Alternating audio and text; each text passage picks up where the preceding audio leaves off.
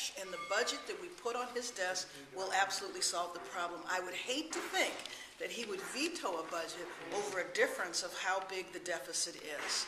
And I'm not convinced that he would veto it for that reason alone. The only other, the governor also maintains that he's always said any tax increase was a one-time thing for him. He's never told you anything other than that. Is that? Well, I don't know. That might be what he's saying. You know, he has proposed revenue in his budget.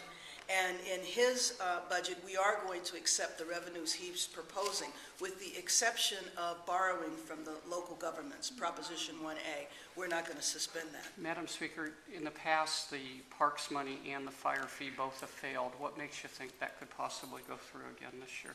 Well, I'm hopeful, given the fact that we would face the closure of so many parks, and we have never faced this situation before, and given that we would be facing the closure of some of California's most valuable resources, I'm hopeful that we will be able to get the votes that we need. What about the fire money? You may have said this already, but some of us missed your on-the-record remarks here. What can you say on the record about the prospect for new taxes in this budget? Well, I can say that the budget that we will be voting for on the floor will be a balanced approach. It will be a combination of cuts and revenues.